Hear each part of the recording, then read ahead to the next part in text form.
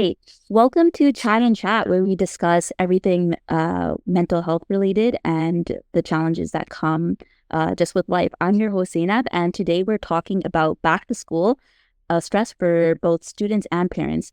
Joining me is Dr. Srosh, a mental health expert, and Injila, a mom who's here to share her perspective on the challenges parents face during this time. Dr. Srosh, Injila, thank you both for being here. Thank you, Zainab, for having me here. Thank you for having us. Yeah, Injila, I just wanted to ask you first. Can you tell me a little bit about your self right now? Like how what is your who do you live with, your children, and what are you busy with right now in your life? It's a good question to answer. Right now, I'm a busy mother of three. I have three kids. And at the same time, I'm a student as well. I'm doing my fourth year of bachelor's degree in community development at Humber College. And my kids are from ages 12 to 7. So I'm a little bit juggling between being a mom and being a student at the same time. And the kids are students too. So back to school was a little bit struggle at the beginning. But now it's coming up together. That's amazing. Wow. So it's a busy household. You're a busy mom. I was wondering how you planned, how you end up planning the summer before school starts, the weeks before. Is there anything special that you have in your plan? And how do you go about putting that in? For me, usually summers are really busy and we don't even know how the summer passes because it's always something going to the park, going to picnic. It's always something going on. It's very busy summer. But for the back to school, like usually up to 15th of August, I would not bother about anything about back to school. I would just keep with the flow of life. And then after that, I start thinking like what my kids need, their clothes, their shoes, bags, school supplies and stuff like that. And go with them, shop around and see what they like, what they don't like. Most of the things, if they can find it outside, we will buy it from shops there. And then if we don't find it, we can order it. And the ordering is also a little bit convenience nowadays for moms. So that also makes it a little bbit easier. Because if you order today and tomorrow at home, so it's a little bit easier for moms. So it cuts down, the time to kind of run around and get stuff. You actually can just sit and order, and then things come pretty fast, right? So that is a convenience. Yes, and also with today's kids, they're better than us in electronics and the websites and stuff. They already know what they want, where to find it. Like, especially if you have older kids, they know what they want and where to find it, and you just look for it. But I personally like going to shopping because I like that feeling of being in the store, physically touching stuff and getting the stuff there, because that's different feeling. And it's also coming out of the house with the kids and being with them and showing around, because if we don't take them shopping and they're always online and buying online, how will they know about the socializing aspects of life? You really bring up an amazing point. So you're talking about making a connection, a relationship, getting them away from screen time. And if when we're in a store together as a family, you're managing, everybody's interacting with each other, right? As a family as well. So those are really great points. And that brings me to the next question about, and you all already hinted about that, is screen time. In the summer, schedules get off, and most parents that I know, and myself included, get relaxed a bit. And how do you bring back that routine in their life with screen time as being a big piece of what they do? That was the most difficult part of the struggles of going back to school, because kids are like, as you said, summers were like they were awake late at night and they would sleep late in the morning. I would be like, we don't know when is the lunchtime, what is the breakfast like, because we usually had like a brunch, because I would be waking up late, and because this sleep is like kind of out of balance, and it was very difficult to get them back to the routine. Like I started, as I said, the 15 days, and after August 15, I start like bringing slowly all the routines back so that they will be ready for school. Although it was very difficult with the sleeping and with the screen time because I will be like, okay, just one episode, just this. But we are usually have it together at night. Screen time it's together. We are watching stuff together. But I start keeping them start bringing them back to the routine from eight around 8:30. I will be like, it's now sleeping time. You have to go and relax. So until for the first days until they go to bed and until they fall asleep, it would be around 10:30. But now after like it's almost 1 month now it's good. They're back to their normal routine. That was the most difficult part. I think most parents can relate to that. So yeah, that sounds really good. So it sounds like that middle of August is your cue to say, okay, now we got to start planning for the next couple of weeks, and not only planning for getting their school supplies, but also getting them back into routine, and that's so important for mental health. Getting back into a routine that is less screen time, and their sleep schedule is on time, and the bedtime is regular. How do you differentiate between, you said they're at different ages, right? 12 up to between 7 to 12. How do you manage? Because sometimes I've heard the older one will say, well, I want to have more time being up, and the younger one will then say, well, I want to be up as well. How have you met that challenge? Until last week, I haven't faced that question of no, I want more. But last week, I noticed that my son was like telling me that, oh, I'm older than them. I have to stay 1 hour later than them. But because it's difficult. If one is awake, the other one wants to be awake too because they're too close and they want to be watching at the same time. I would just be like, no, that's it. Everybody goes to sleep at the same time. So, alhamdulillah, till now it's working. We'll see what will happen for next year. Okay. Yeah, I think at some point, each, when there's a big gap between the kids, I imagine that's going to be harder because the older ones might need less sleep and the younger ones still need a lot of sleep. And that is really a tough place for a parent to be, right? To manage that. How do you manage to make sure they're eating healthy during the day when you're sending them to school, and then, with the busy schedule coming home? How do you manage that part? For my kids, they will always have their breakfast because I don't like if I send them without breakfast to school, I will not feel comfortable all day. Although the school gets snacks and stuff, but still I make sure that they will have breakfast, at least something, milk or cereal, anything. And for the lunches, I always pack 2 snacks and 1 lunch because they will have 2 breaks for the snacks and then lunchtime. Sometimes they eat all of their lunches and sometimes they will not. They will bring it back. But I usually let them know what I pack for their lunch so they know what they have before going to school, and I don't want them to be surprised because my kids are a little bit picky. They don't like everything, so I have to make sure that I'm eating. And then once they're back from school, that's when I make my dinner ready. So once they're back, then they will have their dinner because they go to madrasa classes. And then when they're back, then they will do their homework, 1 hour screen time, 1 or 2 hours, and then back to sleep or getting ready for tomorrow. So I think the 1 to 2 hours of screen time is very important point that you mentioned, because a lot of pediatric society, the mental health, the psychiatrists, child psychiatrists, they all mention that not more than 1 to 2 hours a day for screen time, and it should be broken up into smaller bits, and using that as a reward, right? Rather than, I hear like some kids come home from school and then 8 hours they don't move, they're just on screen, and then it becomes a big habit. So I really like the way you have them already busy that time with the family. How do meal times look? Do you all sit together and eat, or even breakfast is difficult for to be together, but except on the weekends.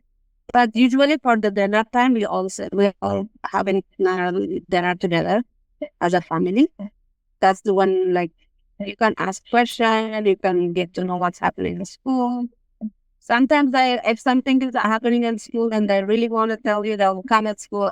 As soon as they are in, they will keep on talking about it.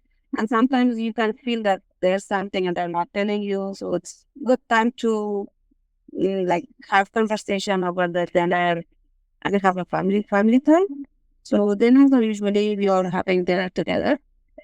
And also I prefer, like most of the time I prefer to take them outside. As you said, not a lot of screen time. And now it was good because the sun would set so late. So we had time to go on, like, go for a walk or go to the park.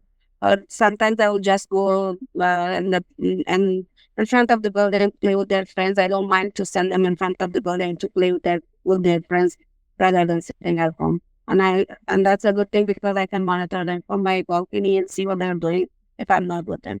So you bring up such important points, right? That connection, and like they're home, but it seems like you're very mindful about how they're behaving, what are they indicating, if they have something to say to you.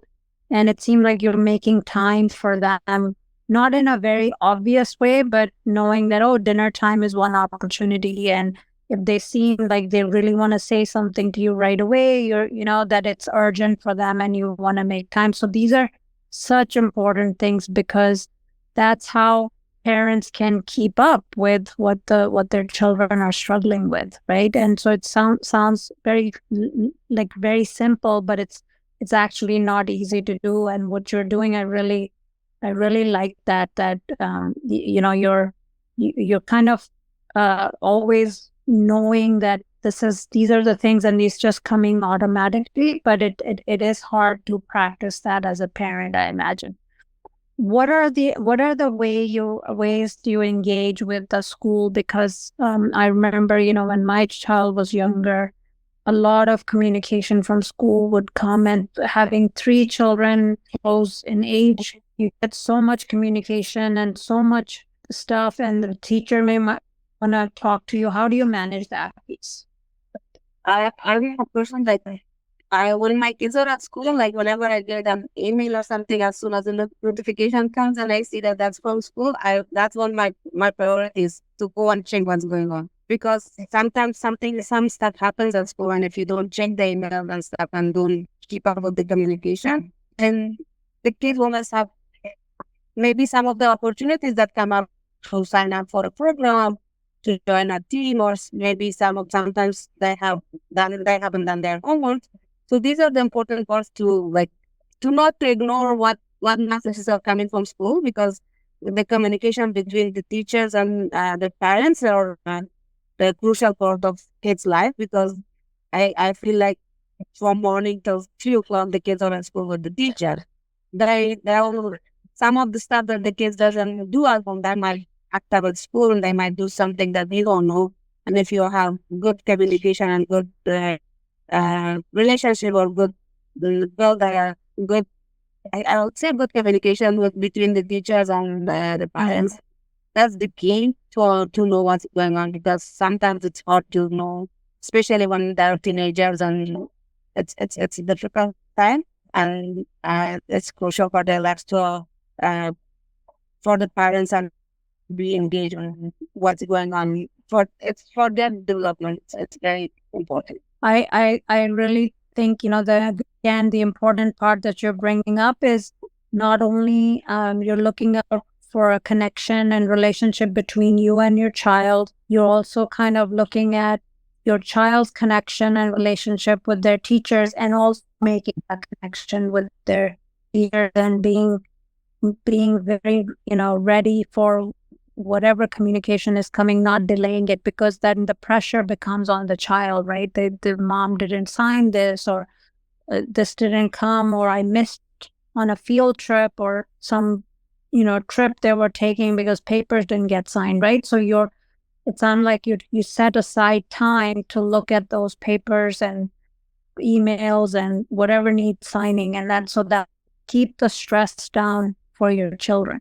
So I really like that idea of, keeping on top of everything. So one other thing that I wanted to talk about, you mentioned it safely, keeping, having kids outside, having them, play outside, yeah, for a while.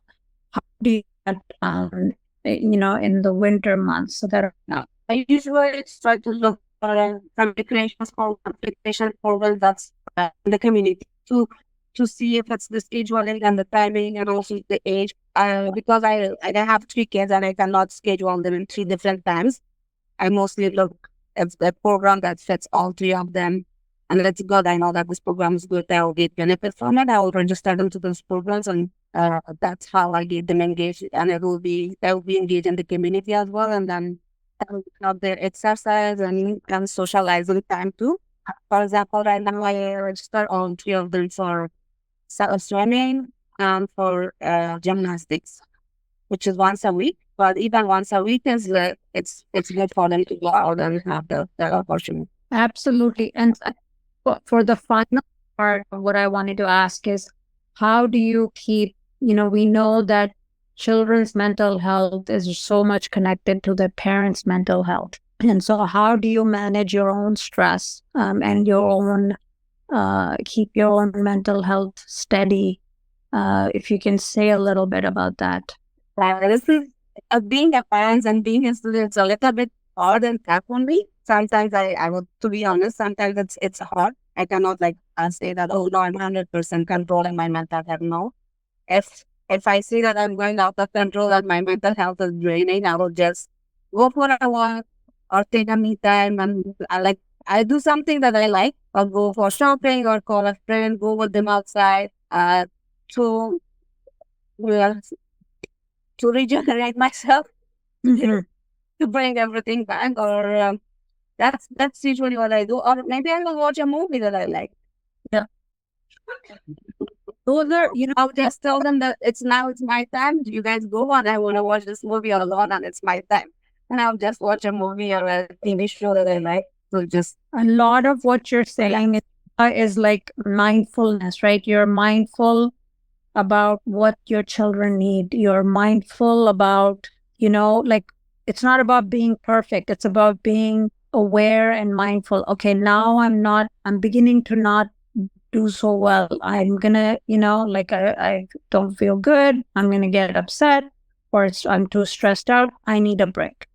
So and being mindful about their time at school, about papers coming home for school, making sure, all of that is being mindful, right? So I find that all of what you've said is that piece, and I really, it's so heartening to hear, how some of those little things that seem little, but they're huge in terms of having a very positive impact on your children's mental health. And also then if they're doing well, you're doing well too, right? It's a circle for everyone. So any last comments, if you wanted to make, or any advice for other parents listening of, you've made some really good points. Any final points, and then can hand it over to Zainab. I think we had covered most of the things that's crucial for the children going back to school. The only thing is maybe sometimes you have to look out if the kids are sick. The kids are sick, how to take care of them and not to send them to school because you don't want other kids to get sick. It's okay if they're at home. For example, last 1 week my son's at home. He's coughing and he's not feeling well. Although he's not having fever, but still I'm keeping him home because it's good for him and it's good for other kids who are in school because we don't want to spread the germs or the viruses around. Those are some of the ones that we should be considering. Sometimes I feel like some moms will be like, it's okay, they can go home. I understand some people, they don't have work and they don't have anybody to take care of the kids, but if a sick kid goes to school, they will not perform well, and that will affect their mental health as well. So it's better to let them stay home and rest. And that's a really important point. That's really good. And in the fall, when people are getting sick more, and we not spreading, and taking care of ourselves. Like if you rest, if you have your children rest, if they're not feeling well, then everybody else and the house get affected either, right? So it's just catching it soon and making sure you're doing all of those things. Okay, so I think we'll hand over to Zainab. All right. That wraps up today's episode of Chai and Chat. A big thank you to Dr. Srosh and Injila for sharing their insights on managing back-to-school stress. And it's really important to remember that whether you're a student or a parent, it's important to prioritize your mental health during back-to-school time. Thank you for listening, everybody, and we'll see you next time for more conversations over Chai. All right.